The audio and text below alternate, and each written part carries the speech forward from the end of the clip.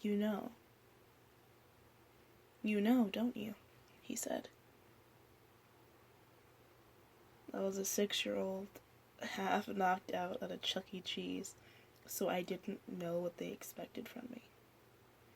I babbled for a second, letting my tongue function correctly. What? I replied dumbly, blinking hazily. He grabbed my arm, making the static feeling intensify somehow. He pulled me a bit, making me whine, though I quickly shut my toddler trap when a loud bang on the door echoed through the room. Naturally, me being so young and clueless, I screamed. Thrashing around, the man let go of me, snapping at me to shut my mouth. Forgetting about almost everything, I thrashed around some more, slipping out of my chair. I kicked my legs, going into the corner of the room. I screamed again, banging my foot against something, making a loud metal clang against my foot. I twisted around and whined down to an out-of-air vent. I kicked it again out of scared, hot anger.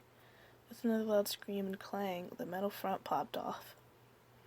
Again, letting out a shriek when I heard the man stomping towards me out of the noise of clawing metal and banging. I scooted inside, spitting at him. I was scared half to death. I mean, what was I doing here? Where was my mom?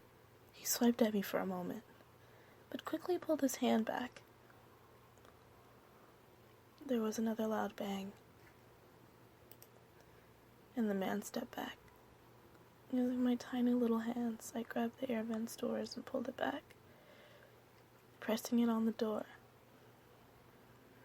Just in time.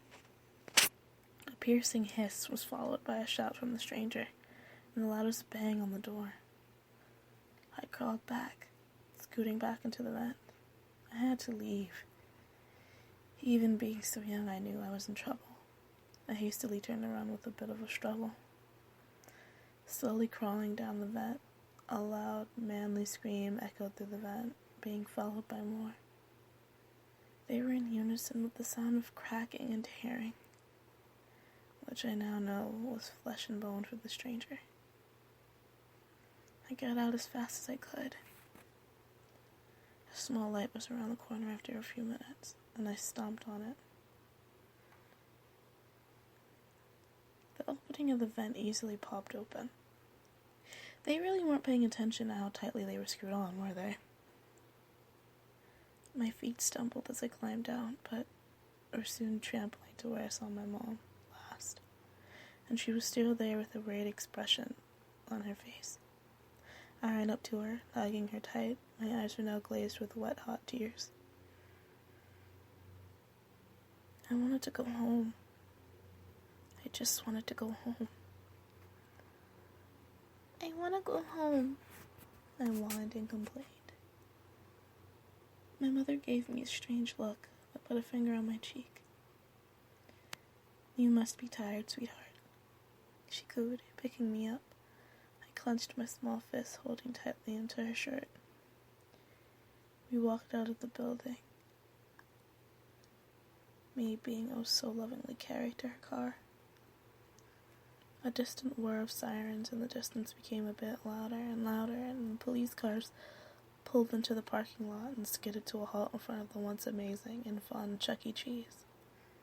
My mother almost ran to the car and quickly buckled me into my car seat.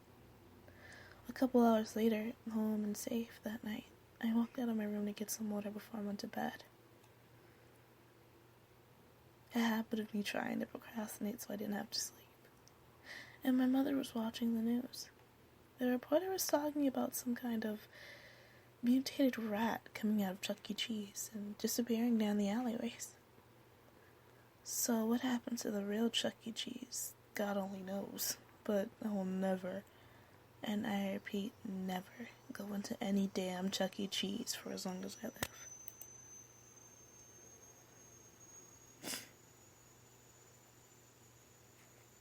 Okay. So,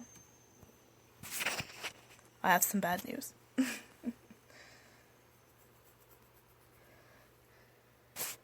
love me forever, okay? Because you know what this means. This means that Luna's leading you to say goodbye to me. For now, because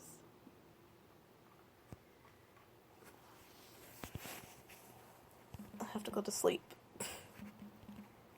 Sort of. I'm actually kind of tired.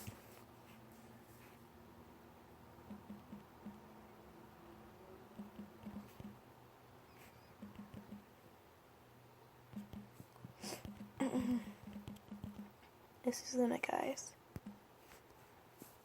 And I love you. And don't let Chucky get you, okay?